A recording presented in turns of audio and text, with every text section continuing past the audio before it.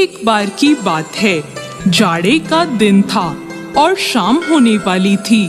आसमान में बादल छाए हुए थे। एक नीम के पेड़ पर बहुत से कौवे बैठे थे।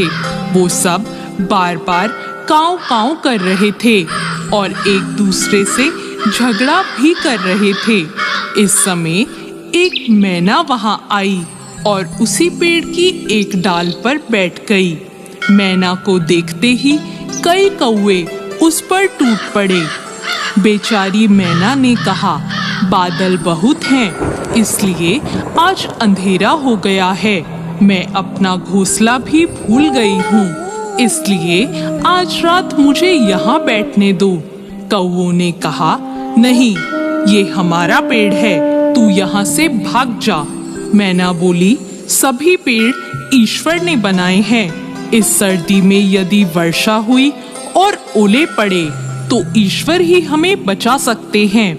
मैं बहुत छोटी हूँ और तुम्हारी बहन भी हूँ। तुम लोग मुझ पर दया करो और मुझे यहाँ बैठने दो। कौवों ने कहा, तेरी जैसी बहन हमें नहीं चाहिए। तू बहुत ईश्वर का नाम लेती है, तो ईश्वर के भरोसे ही यहाँ से चली क्यों नहीं जाती?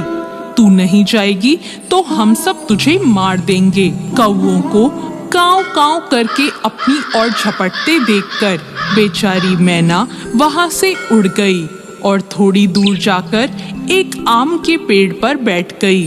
रात को आंधी आई, बादल गरजे और बड़े बड़े ओले बरसने लगे। कौवे काव काव करके चिल्लाए। इधर से उधर थोड़ा बहुत उड़े, परंतु ओलों की मार से सब घायल होकर जमीन पर गिर पड़े। बहुत से कौवे मर गए। मैना जिस आम के पेड़ पर बैठी थी, उसकी एक डाली टूटकर गिर गई। डाल टूटने से उसकी जड़ के पास एक जगह हो गई। छोटी मैना उसमें घुस गई और उसे एक भी ओला नहीं लगा। सवेरा हुआ और थोड़ी देर बाद चमकीली धूप निकली। मैना उसमें से बाहर निकली और पंख फैलाकर चहकने लगी। उसने भगवान को प्रणाम किया। ओलों से घायल पड़े हुए कौवों ने मैना को उड़ते देखकर कहा, मैना बहन, तुम कहाँ रही थी? तुम्हें ओलों से किसने बचाया?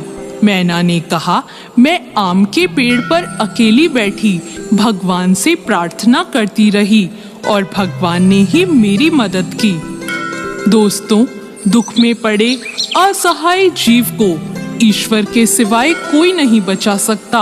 जो भी ईश्वर पर विश्वास करता है और ईश्वर को याद करता है, ईश्वर सभी आपत्ति और विपत्ति में उसकी सहायता करते हैं और उसकी रक्षा करते हैं।